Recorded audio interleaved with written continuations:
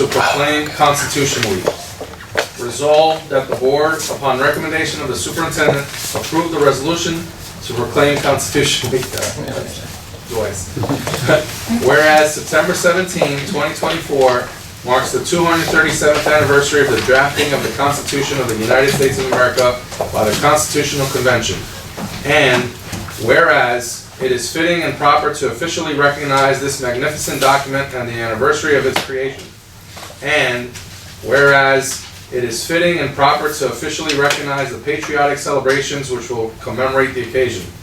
And whereas Public Law 915 guarantees the issuing of a proclamation each year by the President of the United States of America designating September 17 through 23 as Constitution Week. Now, therefore, be it resolved that the Wayne Board of Education does hereby proclaim September 17 through September 23, 2024 to be the Constitution Week. Thank you. Dr. Tobek? Okay. So a number of committees met this evening, Education, Finance, and Technology. So they have extensive reports. To avoid duplication, I'll focus on just a few issues. First, the opening of school. With the exception of a technology problem, our start of the school year was very positive and organized across all of our schools. I wanted to thank Mrs. Fioravante, our technology director, along with Mr. Moffitt, and a number of other employees for working through last weekend to resolve this technology issue and have it solved by Monday morning. In addition, I'd like to take a moment to thank our Lafayette principal, Melissa Avgarinos, Director of Facilities Operations, Peter Romaine, Director of Facilities Administration, Lauren Tibbetts, Building and Ground Supervisor, Andy Rocco, Maintenance Supervisor, Manuel Vidorioso, and 5 additional members of our facilities staff, Paulo Arroyavi, Caterina Marinas, Erica Colin Aviles, and Cesar Piedra Bueno, and Amreen Twahir, for the round-the-clock effort resolving this facility issue that could have kept Lafayette Elementary closed for the start of school. Thank you for your extraordinary effort and commitment to the school district. On the topic of enrollment in class size is something we've been monitoring closely all summer, and at this point, we are not over the class size guidelines that have been in place for many years. So far this year, there are no significant increases with enrollment in the classes that we've been watching, so they stay under the limits, and those numbers remain unchanged. Just a quick note for our athletic teams. Best wishes to all of our fall athletic teams and coaches as we move ahead with the fall season. I'm also excited to report some news about our advanced placement results. So I'm excited to share news about our students' performance on last year's advanced placement exams, which is a testament to their hard work and dedication, along with that of their teachers. Between our 2 high schools, 512 students participated in at least one AP exam, with a total of 1,169 tests taken. So I'm proud to announce that 86% of our students scored a 3 or higher on their exams, which is an outstanding achievement. Furthermore, 58% of our students scored a 4 or 5, which is an even greater reflection of their academic excellence. I also wanted to highlight that 38.4% of all of our graduates from the class of 2024 scored a 3 or higher on at least one AP exam during their high school career, setting themselves up for college-level success. I also wanted to report that there's been significant progress since last year AP exams results came out. So first of all, the total number of students taking AP exams really was about the same, 506 to 512 this past year. The number of exams that students took jumped from 1,126 to 1,169. But more importantly, the number of students scoring 3 or above on AP exams went from 379 to 435. So that represents a jump from about 75% of our students scoring 3 or above to 85% of our students scoring 3 or above. So that's a 10% increase, which is very exciting. These are impressive numbers that reflect not only the hard work and dedication of our students, but also, as I said, the exceptional commitment and support of their teachers. It's clear that both groups have worked tirelessly to achieve these results. I'm also happy to report that there are no HIVs to report. Thank you, Ms. Thank you. Mr. Moffitt, revisions to the agenda. We have 2 under T, Emergent Human Resources. The first one is number 8, approval of revised items. We're adding a number 5 tonight, which will revise the daily permanent substitute rate from $140 per day to $175 per day, and individuals are Andrew Bosma, B-O-S-M-A, Varsha Sani, Shani, Nancy Shelllock, Schneeelock, Karen Enderly, Enderly, Anthony DiRenzo, which is D''A''R''I''E''N''Z''O, and Banja, BJONDA, Ademi, ADEMI. Second change to tonight, T, Emergent Human Resources, will be under number 11, adding number 4. It's a paraprofessional transfer. It's a paraprofessional from Pines Lake to a paraprofessional at RC, which is Randall Carter. And first name is Ben Guat. It's BENG-GUAT. Last name is Carinella, CANNARELLA. Those 2 changes are all we have tonight. Thank you. This time we're going to open to the public for agenda items only. This portion of the meeting is open to citizens for comments on agenda items only. Residents are asked to state their name, address, and subject matter. Comments may be limited to 3 minutes per person. Members of the public are discouraged from speaking negatively about an employee or a student. The board bears no responsibilities for comments made by the public. Comments regarding employees or students cannot be legally responded to by the board. Other comments may be responded to tonight or at a subsequent meeting under old business. Do I have a mover? Move. Mr. Giordano, Mrs. Rigoloso. Anyone from the public wishing to speak on an agenda item?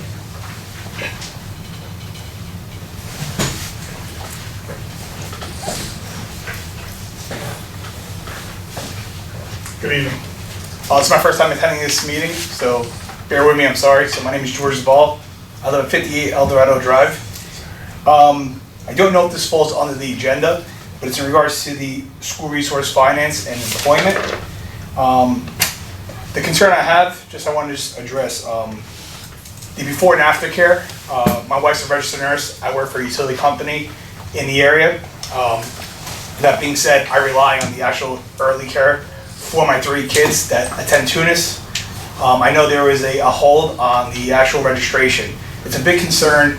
I understand it's not the board or the town's problem, but it does help the residents. It does help us all out. Unfortunately, I'm on the waiting list. I know there was a deadline. Not putting no blame on nobody. It was the deadline stated on the 2nd page, which is not relevant. What's relevant is for folks that are away for the summer overseas and do come back to make the, to enroll their children, I was not able to benefit from this. That being said, I know there's a high demand of enrollment this year. I totally understand that. I know we're trying to fully staff, from the actual, how's it worded? I know we need to hire more folks to compensate for the children being enrolled. I just want to see what are we actually doing, as a town, as a board, to fulfill, the needs of the residents. I know work for the utility on the management side. I'm not telling no one how to do their job. I just didn't know if we're allocating just one resource, one vendor. Have we reached out, for example, is it the Y that we're working with? Have we reached out to the PAL? Have we reached out to William Patterson? Maybe use some credits to, for early care, before care, after care. Have we thought of resources like this? And I just want to bring that to the table, see if that's something that has been thought of, or, add additional ideas on how we can compensate, the residents that really do need the before and after care. And I appreciate it, but at this time, I kind of needed an answer by Monday. I didn't expect nothing from here. I've been, I switched shifts to compensate for this past week. The week before we started school, Thursday, Friday, it was manageable. But now moving forward, I kind of need to know where I stand because it does affect our work schedule. And unfortunately, we got to raise our kids. I do appreciate you all. I just need to know where we stand. That's the reason I did attend this meeting this evening. I did want to send an email out to the board members. Shame on me. Again, I've been working double shifts kind of to make this work. So I did not have the time to do so, and I don't know if this is appropriate with the agenda, but I saw finance and, employment, so thank you. Thank you. Anyone else from the public wishing to speak? Seeing no one approach, I move to close. Mr. Faber, Mrs. Net. All right, let's go to committee reports.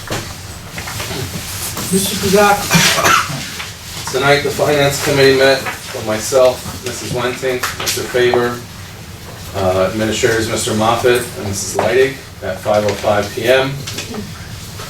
We reviewed the meeting minutes of the August 21st, 2024 meeting and approved it with no questions. We reviewed the agenda items for tonight, which included 2024-2025 contracts.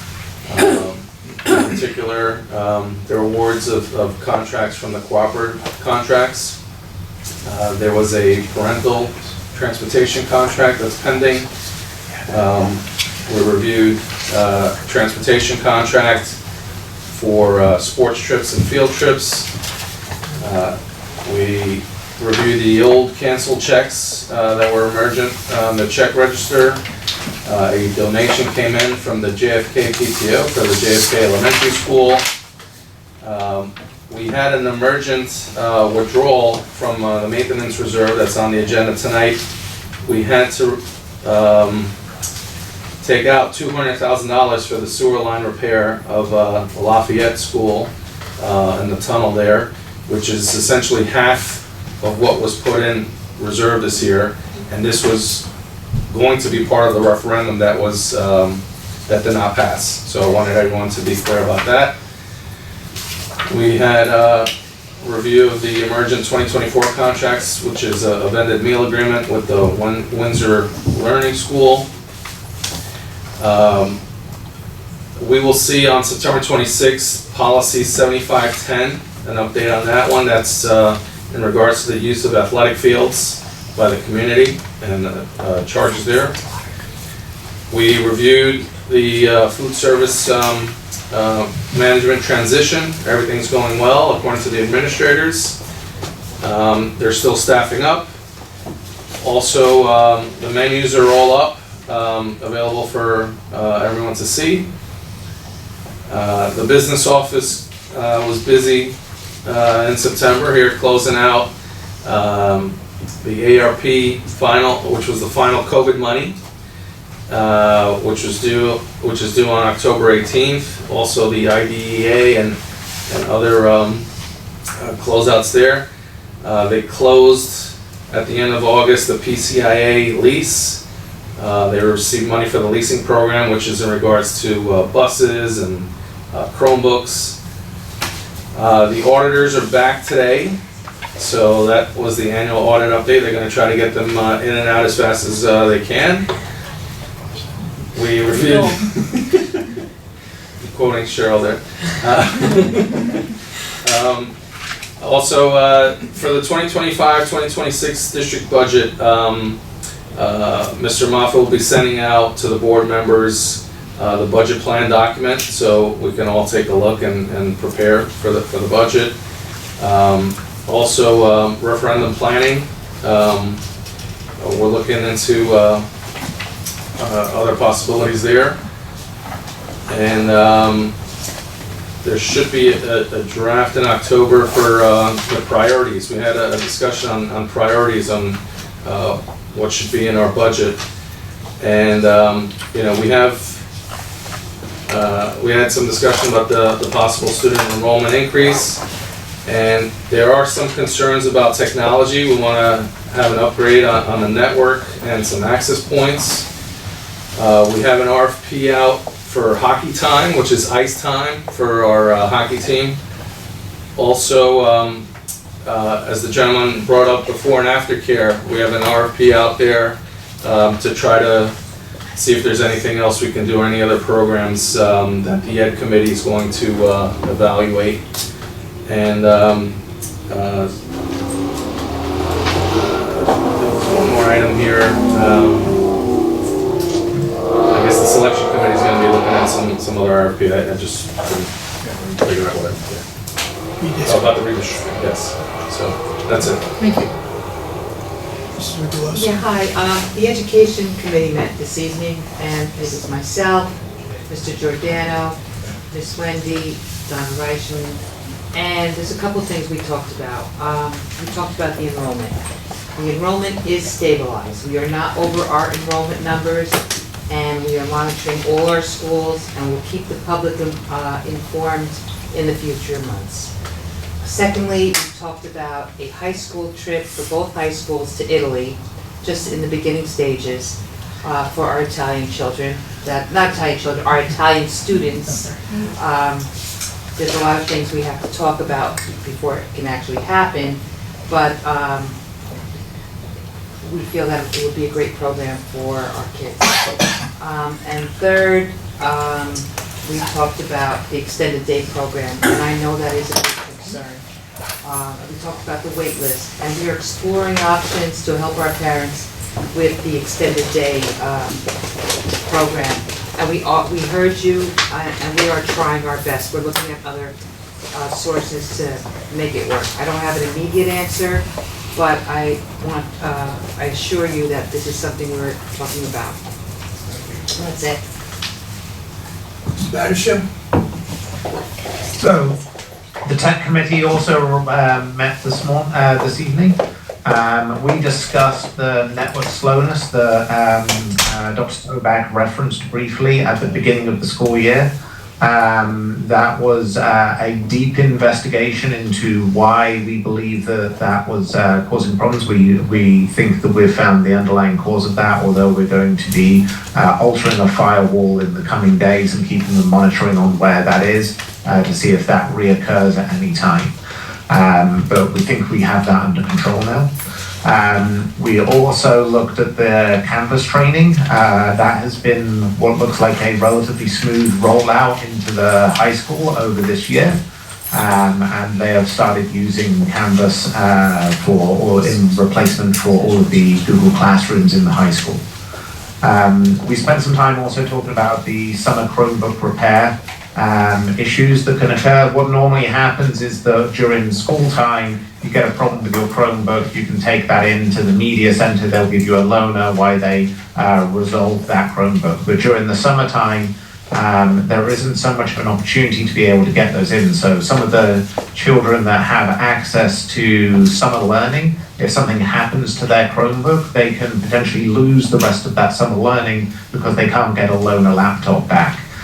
So we're looking at opportunities to be able to open up ways of being able to replace those, pick up loaners, and then get those Chromebooks repaired over the summer so that they are fresh and ready to start in the fall as well. We also spent some time talking about the new data center. ESCNG is helping us out by being able to run multiple lines so that we can keep both the central office and the data center up and running and be able to switch over between those. We are looking at being able to hopefully get that complete to maybe the data center up and running sometime in the next couple of months, so that we will be ready then to run all of our operations from our new data center, which will be fantastic. We also discussed a couple of things around security issues and upgrading some of our security software, give us a slightly broader access to some of the potential security and software around there. And then we spent some time talking over staffing laptops, access to staffing laptops at the high school, and being able to get those potentially upgraded for some of our teachers around those, and a number of other updates over the summer work, the replacement of some of the closets, tidying up some of the things, access points, and so on as well. Thank you. Anyone else? Any other committees? Yes. Seeing none. Do I have a mover for the agenda? I move to meet the entire agenda in one. Could we have a discussion on policy 164 first? Well, we have to move the agenda in order to have a discussion on it. Mr. Giordano moves. So you have Mr. Faber, second. Any discussion?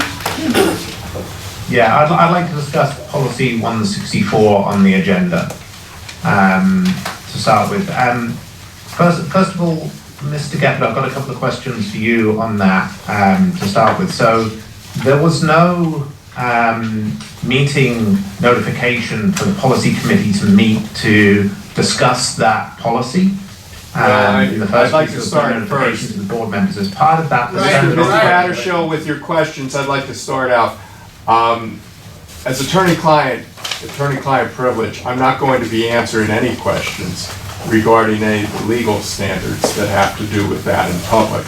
That would be an executive session matter, and I just wanted to preface our comments by that. If that's an executive session, then could we move to have that policy strucken from the agenda so we can discuss that in executive? It's up to the board. Is there consensus to move the policy to executive session? Ms. Zakis, Mr. Dano, anyone else want to move it to exec? We could move it to exec, then come back out tonight and vote on it. We're going out anyway. Yeah, we can discuss. Okay. So, okay, we'll move that. That's why we gotta get this consensus, Right. there's only three, Okay, we're gonna have a, four. okay, we have a mover, Mr. Pizakis, Second. Mr. Giordano, move to remove the policy to exec tonight for legal discussion and to be voted on tonight. Roll call. Mr. Faber? Yes. Mr. Giordano? Yes. Mrs. Lamandry? Yes. Mr. Paul? Yes. Mrs. Rigoloso? Yes. Mrs. Wenting? No. Mr. Battershall? Yes. Mr. Prasakos? Yes. Mr. Pavlik? Yes. Motion carries. Any other discussion on agenda items? Seeing none, roll call. So we have to remove that from the agenda. Right, that item's being removed from the agenda. Right, so the whole agenda will be moved, minus 0. You too. Yeah, 0. You too. I'll be calling roll. Mr. Battershall? Yes. Mr. Faber? Yes. Mr. Giordano? Yes. Mrs. Lamandry? Yes, you can move the rest of the agenda except that one. Yes. Mr. Paul? Mrs. Rigoloso? Yes. Mrs. Wenting? Yes. Mr. Prasakos? Yes. Mr. Pavlik? Yes. Motion carries. It's time to open the meeting to the public for comment on any topic. Residents are asked to state their name, address, and subject matter. Comments may be limited to 5 minutes per person. Members of the public are discouraged from speaking negatively about an employee or student. The board bears no responsibilities for comments made by the public. Comments regarding employees or students cannot be legally responded to tonight by the board. Other comments may be responded to tonight or at a subsequent meeting under old business. Do I have a mover? Move. Dan. Second. Mr. Paul. Anyone from the public wishing to speak? Is it just to agenda items? or- Anything. Anything you want. Any topic related to the school. Keep it clean. Wrong side.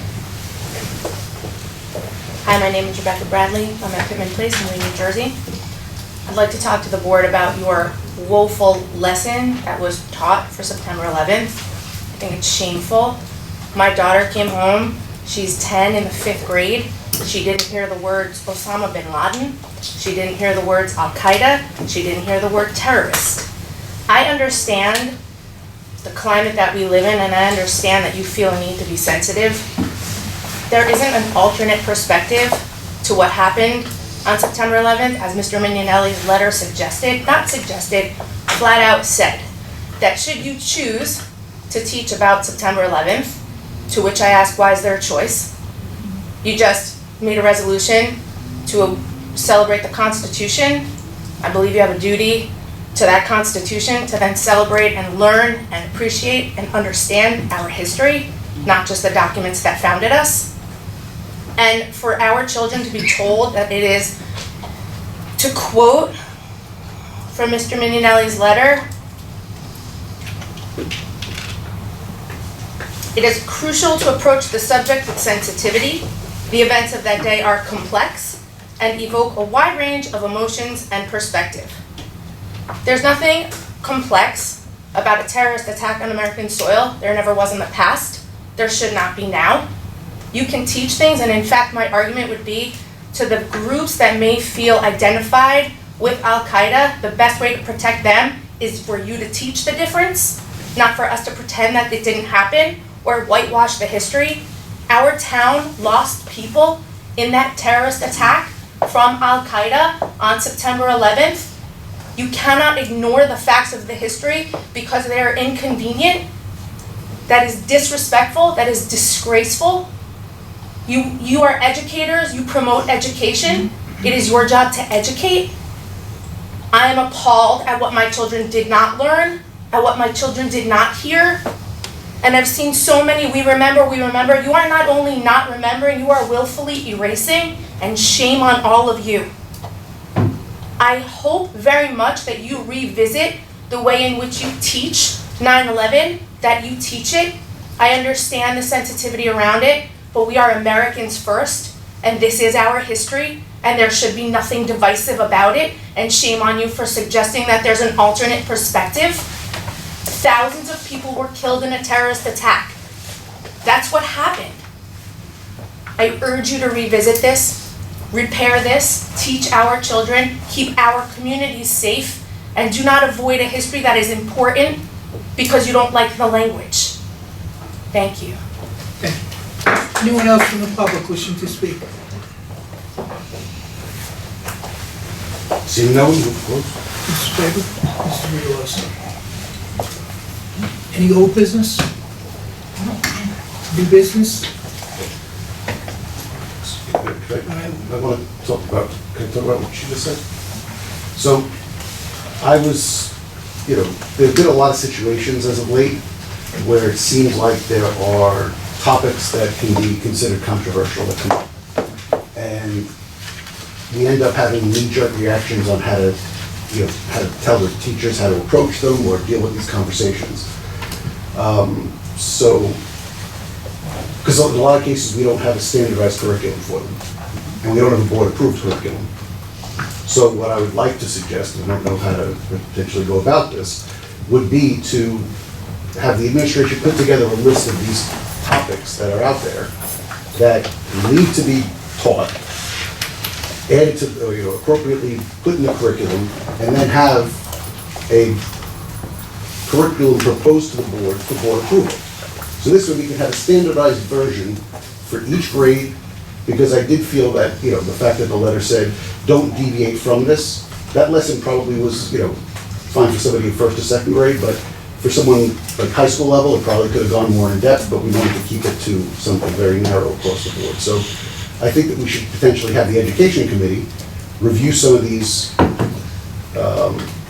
curriculum ideas. So this way we don't have to worry about it when it comes down to like something coming up last minute and then having to try to address that situation. So I don't know how to go about doing that, but I think that that's something, and that protects the teachers because they have a board-approved curriculum, it protects the district, and then... Protected from what, though? Oh, whoa, no, ma'am, there's no back and forth conversation. So, because it seems like there were people that were concerned about how to teach it. So that's where the guidance came from. So we want to make sure that they feel comfortable. All right. Yeah, I want to address Ms. Bradley. I was at 9/11 in Manhattan, and if you could be in my mother's shoes, she had all her kids. Both my sisters were also in Manhattan. I lost people that I knew over there. I worked at 99 Church Street, right diagonally across the street from there. But I happened to be in Midtown during that day that, started out at 8 a.m. It was a beautiful day. And then got into my office and went on CNN.com, and I said, what idiot flew a plane into the thing? I expected it to be a small plane when CNN said, plane crashed into the World Trade Center. So I'm not an educator, as you mentioned. I'm not, and I think a lot of people at this table are not educators, but I found out about Mr. McNally's email to the staff. It was really a general email. My understanding is it was a general email, so he was telling the music teacher, he was telling the phys ed teacher, if you choose to, I don't see any reason why a music teacher would, bring up 9/11. So I think he was trying to, in a general way, say if you choose to teach about 9/11, we will follow this lesson plan, which was the 9/11, which was later shared to the board here. And I think Dr. Sobek, if you can address this situation, and correct me if I'm wrong, it was basically follow the 9/11 Museum and Memorials lesson plan. So don't deviate, this is what it is. So that's really what they presented to the students that did have a chance to learn about 9/11. So that's what I'll say about that. Thank you for coming today. I also want to bring up, I know Mr. Battershall mentioned the Canvas rollout. I have been hearing actually some friction or some difficulties with that program. So, versus what used to be Google Classroom, I guess. So just wanted to put that out there. So. Mrs. Landry. I think everybody here is very sensitive to what you're speaking about 9/11, because, and I think for anybody not to understand the importance of that in our education system is kind of startling. So, but I think that we all, because we've been discussing it, a teacher is given a certain amount of autonomy, and knowing that they're educators and knowing that there are age-appropriate discussions. You wouldn't have a second grader looking at some of the video clips and stuff like that, right? That's for their parents to really elaborate more on, but perhaps take a closer look at, and I'm just saying this because I totally get what you're saying. I think it's so important to educate our kids about that. I think I saw so many beautiful things that happened in Wayne schools today. I saw every school had a moment of silence. They had different discussions. Some sang "My Country 'Tis of Thee." We had different people who are gifted with musicians. One of the boys was playing a saxophone, I guess it was, or maybe it was a trumpet. I don't know, but it was just so sweet. So a lot of really beautiful things happened, and I think that trusting that the teachers will speak about things within a certain consideration given the student's age, I think that that's kind of what happened today. And I feel badly that, but I will say that because I printed some of the 9/11 Q&A that was also given to the teachers, and I will say this. What happened on 9/11, if I might just read this to you. One of the questions was, and these are just guided, sort of like, if you want to discuss more in detail what happened on 9/11. On September 11, 2001, a series of terrorist attacks occurred in the United States. 4 airplanes were hijacked by a terrorist group called Al-Qaeda. 2 of the planes were flown into the Twin Towers of the World Trade Center in New York City. One hit the Pentagon near Washington, D.C., and another one crashed in a field. I could almost cry even thinking about that day, right? Because we all know where we were, we all know how we felt, the horror and the fear, right? Thousands of lives were lost that day, and it had a lasting impact on the country and in the world. Other things here, why did the terrorists attack the United States? It stems from a group called Al-Qaeda, which is a deep political, ideological disagreements with the United States. So they could elaborate on that given age-appropriate, conscientious, carefully considered lesson plans. And I think that a lot of teachers shared personal sentiments with their students, and I feel sad that your kids you don't feel that they got that, but maybe have a discussion with the teacher and just ask, just maybe ask, say, what were you thinking when we were talking about 9/11 and how did that go? Respectfully, you know what I mean? Because everybody's afraid to speak or afraid to, but I think it's worth it. And you entrust your children to that teacher, right? So it's worth it to have a conversation respectfully and to share your thoughts. Thank you so much for coming up to the podium. Yeah, Mrs. Bradley, I don't want to sit up here and try to defend any of what everybody wants to talk about, but I want you to understand we didn't vote on that policy for that curriculum, right? So to come up here and shame on us, we didn't have anything to do with it, right? That policy didn't come to this board. Right, no, but I want everybody to understand kind of how things work, right? And not think that we're up here telling teachers, administrators not to teach that type of stuff, right? It didn't come across this board, and I'm not going to defend that letter. I saw it probably after you saw it, so we didn't get to see any of that stuff, all right? Well, but that's our issue. So understand, like, that's why we're here to try to fix that issue. So, I'm in agreement. Matt? First of all, thank you for everybody coming up. The gentleman, we're going to work on, I was in the education committee today, we're going to work on the idea about aftercare. It's the very first thing that came out. And they won't say, we're having a hard time hiring people. It's just plain flat, that's the problem. We're having people come in, we want to have good qualified people to come in and watch your babies. And I don't want to put anybody else off the street for doing it, so we're looking at other avenues. That's the reason why that particular happened. We've got the space, we've got the will, the hiring pool is dry. That's the real problem. So we're really seriously exploring things out of the box, and it's a top priority for us. Mrs. Bradley, I'm a former educator of 30 years. I was teaching the day that 9/11 occurred, and I was teaching high school, and I had to explain to students what was going on because no TVs were out because the World Trade Center had the TV transmitters. And Channel 8, Univision, was the only one broadcasting, and we wheeled a television in the classroom and listened to it in Spanish, and we grabbed some poor kid out of the SL class and yelled, translate, translate, translate.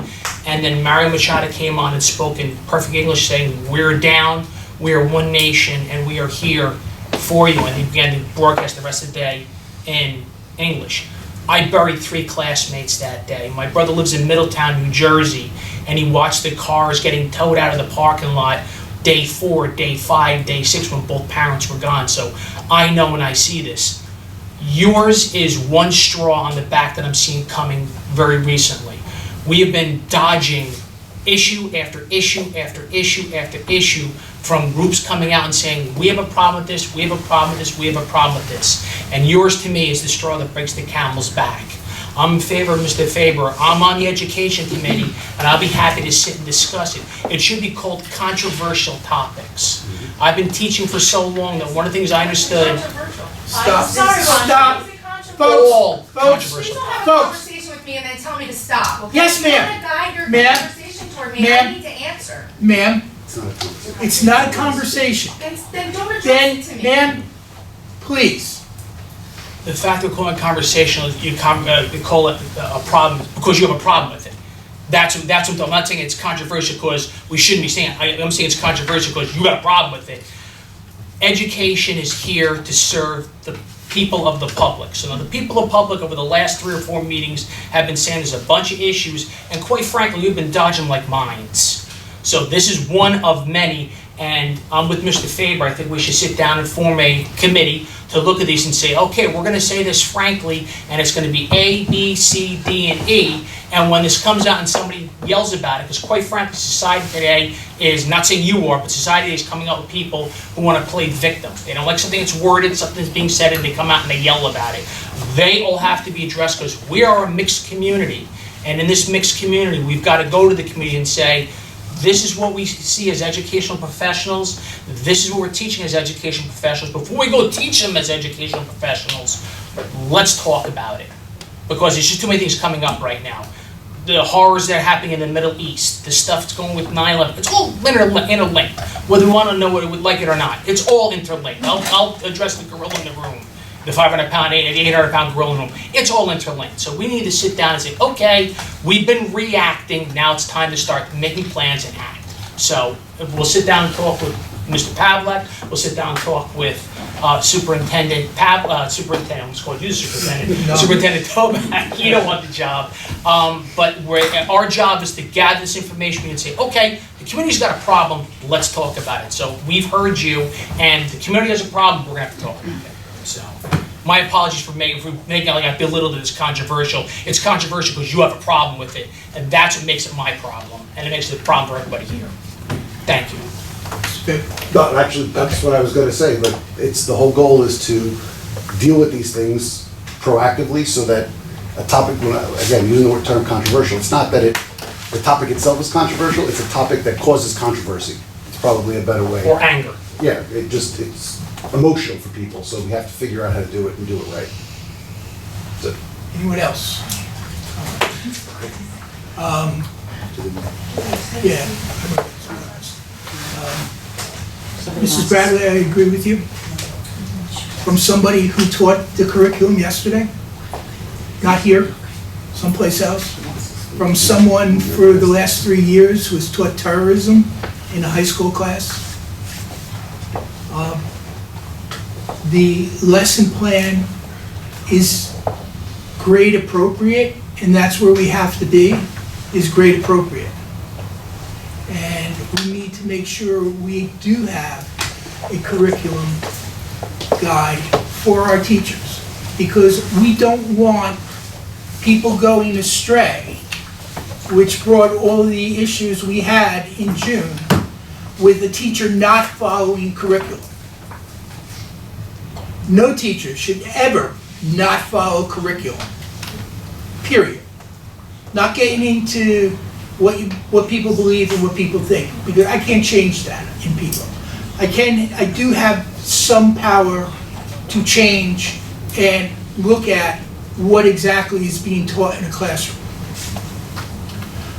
It's very difficult. My classes are, when you say multicultural, I have every background you could imagine. And we had a really productive discussion with seniors about it. And yes, it was grade appropriate. It's a college level class, I'm teaching. So that's how in the discussions were frank. Now, would I teach that same lesson, first, second, third, fourth grade? Probably not, wouldn't go there. But we have to come up with something. It's incumbent upon us to come up with something and not just forget about it.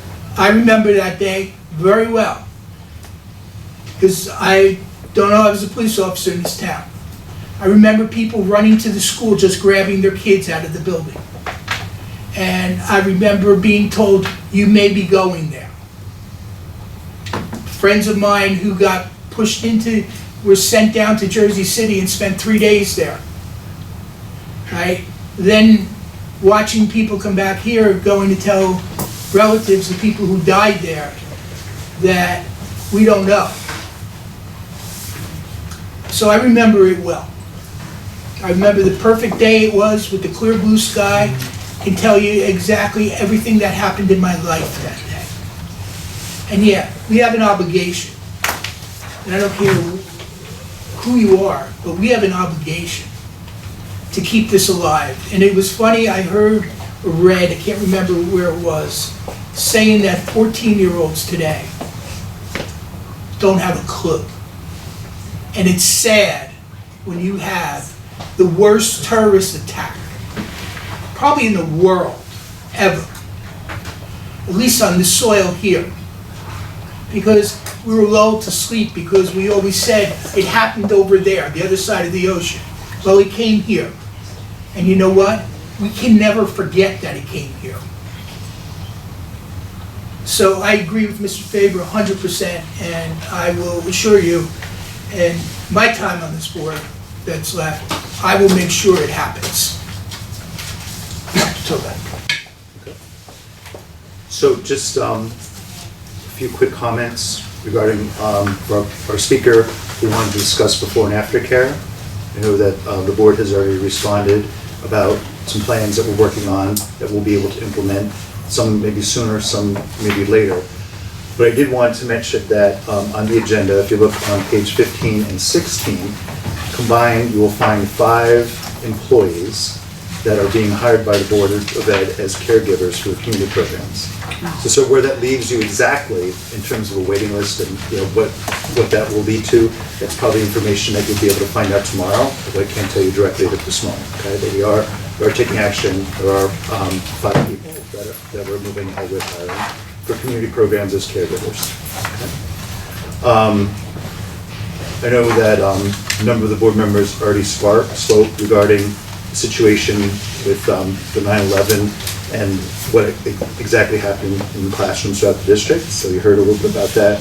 I would also like to just extend my help to make sure that ultimately in the future there are some protections in place. There are things that we have available for our teachers that ultimately we have standardized across the district. So just clear, so why is it that Mr. Mignelli would write a letter? Why did we include those resources? I don't know if you saw, or if the members of the public saw the whole thing, the FAQ, right, the quiz, or the lesson. But it's hard to say how things will play out in the middle school. So I'm a former middle school principal, and you don't know if students are going to want to talk about 9/11? Are they going to bring it up? Is there going to be a discussion in class? So the FAQ was really meant to help teachers have that discussion if they want to have it. It was something provided by the district. So there already was an effort at some level to standardize responses to probably what Mr. Mignelli thought would be frequently asked questions. He certainly meant no harm. He meant to, he certainly didn't mean to offend anybody. And then again, that was an internal communication that I think the teachers would understand differently than perhaps the parent community might understand it. So the other thing is, as Mr. Pavlik said, there are a number of issues related to curriculum where teachers are concerned, and they do worry about deviating from the curriculum. The fact is, 9/11 is not part of the curriculum at most of our grade levels. It's part of US 2 history, based on the New Jersey Student Learning Standards. It used to be a 7th grade topic when US 2 was taught in 7th grade. That has since changed based on action of the state. It doesn't prevent the district from looking at something that we could do across the district, but I'm just pointing out the reasons in his mind why he felt he had to reach out to the teachers and provide some level of assistance for 9/11. Okay, so that's really the basis of that. He has spent a lot of time meeting with people in the community. He's responded to emails, and he's done everything he can to help explain his position. Also, I want to thank Ferris because he produced an article in Tap Into that provides some additional background information for members of the public. If you would like to see it, it's right up there in the education news and Tap Into. Okay, so, but we will work on this, and we will make sure that ultimately we standardize things across the district for next year. Okay. The district continued with pretty much everything that has happened in prior years. The district has been approaching 9/11 for the most part the same way for the past 23 years. And so there has not been really anything too dramatically different that's happened. Obviously, I wasn't here in like 2003, but since my time here, we've been basically moving along, and we do have events, we do have different things as the schools determine are appropriate. It's not something that has been centralized before. Maybe it should be, and maybe we could certainly look at that. Right, at this time, the board will be going back into executive session. We have a number of legal matters to speak about and a policy. We will be coming out to vote. There will be a vote at the end. We're probably going to be a half hour to 45 minutes in exact. So I have a motion to adjourn. Second. Wendy, Barbara. All right, we're going to take a 5-minute break, and then we're going to go back into exec. All right, we have one item, U2. Do I have a mover? Mr. Faber, Mr. Manager. Wow. You here, Mr. Moffitt? Oh my gosh, that was great. Went backwards. I think you're insisting to Any discussion? We're bragging about the new charge, that there'd be no casualty. Yeah, we thought it would be. Roll call? Well, we were going to deal with it.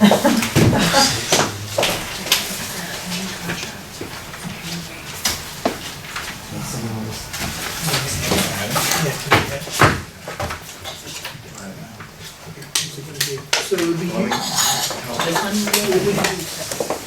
Let's vote on U2. Yeah, sure, you took it first.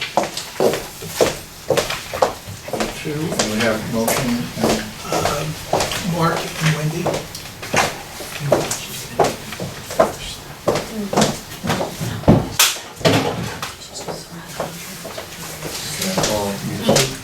call roll. Mr. Giordano, What did I tell you? Yes. Mrs. Lelandry, Yes. Mr. Paul, Yes.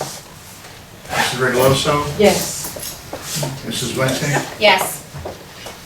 Mr. Battershell, So I am really concerned by this policy. It's overly restrictive. It limits us down in the things that we need to be able to go through and do. It affects everybody in this room. And I think you're wrong for the approach that you're trying to take to get this to be through. I think you've done this secretly. I think you've done this by pushing things through. I think if you look at the people on the committee that are doing this, that are people that have attacked my family and issued cease and desist letters. Mr. Battershell. Let's please Yes or no will address it to suffice. the policy. So I need to be able to vote no to this. I do not believe that this is the right thing to do. recorded as a no. Mr. Faber, Yes. Mr. Prusakos? I vote no because I believe it creates a hardship on some board members. Mr. Pavlik? Yes. Motion carries. Right. We have one more item. We're adding to the agenda approved contract with the Cannon Law Firm in an amount not to exceed $4,125. Do I have a mover? Wendy, Mark? Wendy. Favor, call roll. Yep. Mrs. Any discussion? Roll call. Mrs. Lelandry? Yes. Mr. Paul? Yes. Mrs. Rigoloso? Yes. Mrs. Wenting? Yes. Mr. Batterfield? Yes. Mr. Faber? Yes. Mr. Giordano? Yes. Mr. Prusakos? Yes. Mr. Pavlik? Yes. Motion carries. Motion to adjourn. Motion. Barbara, Matt. Good night, everybody.